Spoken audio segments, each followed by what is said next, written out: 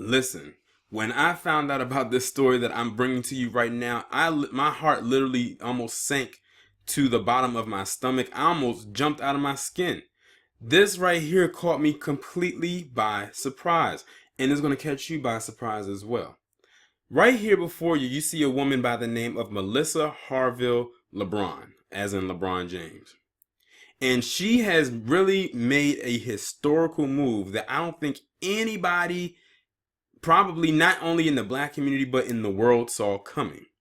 Considering where this particular historical moment, or I could say you say monumental event occurred. Melissa Harville-Lebron has become the first black person, whether man or woman, to own a NASCAR team. I know it took you just completely by surprise. You probably have to pause the video right quick just to collect yourself and see if this is actually indeed true or not. I couldn't believe it until I came across it on Instagram, and I went on Google and looked it up, and the article was posted on Black Enterprise 6 days ago. But it is true.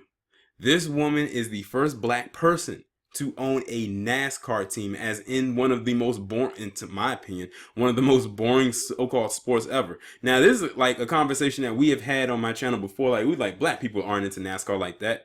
Well, shit. Fool me once, and you don't have to fool me again, because this woman right here not only is a part of NASCAR, but she owns a damn team in NASCAR, one of the whitest sports ever. And what's dope about it is that it's a family ran thing, because she also runs it with her two sons. And I'm going to get into that part as I go through the article, what I'm about to do, right, which is what I'm about to do right now. Melissa Harville-Lebron never imagined that her entrepreneurial pursuits and ambitions would lead her to make history as the first African-American woman to own a race team licensed by NASCAR. Harville-Lebron, a 47-year-old single mother raising her 3 biological children, as well as her siblings' 4 kids, started her career in the entertainment industry as an intern at Sony Music. In 2005, she launched her own music label while working for New York City's Department of Correction office. Nearly a decade later, she suffered from a severe asthma attack that forced her to enter early retirement and inspired her to take the risk of launching a multifaceted entertainment company, W.M. Stone Enterprises Incorporated, in 2014. Harville-Lebron says her journey into auto racing began unexpectedly when she took her sons to a NASCAR experience event at the Charlotte Superspeedway in hopes of deterring them from taking up such a dangerous hobby. Instead, the experience only piqued her sons' interest and eventually led to her investing hundreds of thousands of dollars to develop her own team. I got invited to a NASCAR experience and I brought my boys along thinking that it would discourage them from driving, she told Black Enterprise. But it did not work that way. They drove 149 miles an hour and 150 miles per hour during their first session and loved every minute of it while she watched in awe. Nonetheless, seeing the passion and joy that her sons had for racing compelled Harville-Lebron to want to help them follow their heart. However, she explored the sport's history. She noticed its notorious lack of diversity. There were little to no drivers of color, let alone an owner. That motivated her all the more to fill the gap. Now here's a picture of her right there with 2 of her sons. She created E2 Northeast Motorsports under the umbrella of W Enterprises Incorporated. And that's what I like about right there. She created her own team under her own enterprise.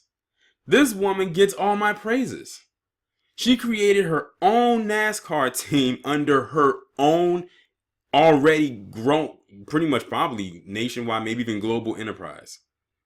That is only 4 years old. It was founded in 2014.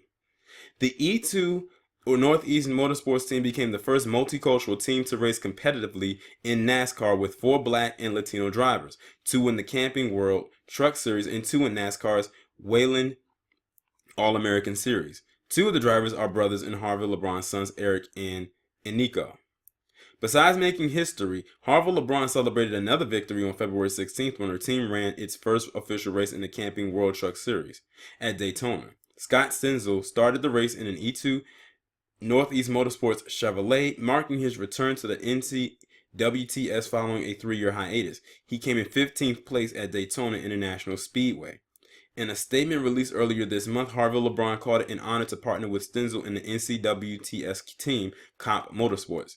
This team truly exemplifies diversity that is sure to attract a younger, multicultural fan base. It's an honor to announce that Stenzel is now a part of this racing family.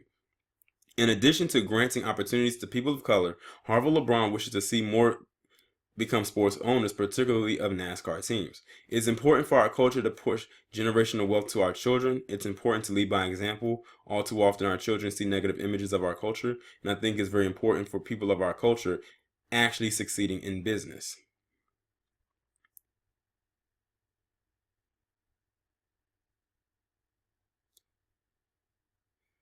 Wow. This is simply amazing. Like, y'all know what's going to end up happening, right? Now that this woman has pretty much broke the mold, and not only does she own the team, but she owns her own enterprise that owns the team. So it's like all the money comes to her. It's like she's basically paying herself many, many times over. And then she has her sons involved as well. So she's keeping the money in the family. Like, this woman knows what it's like to hold a dollar and flip it as well. But you know it's going to end up happening. A lot of people, black people or non-white people or people who are never interested in NASCAR, are going to flock to her. I can hear the pitchforks coming out of the shed being dusted off, and the torches are about to be lit, because y'all already know who's about to be mad about this.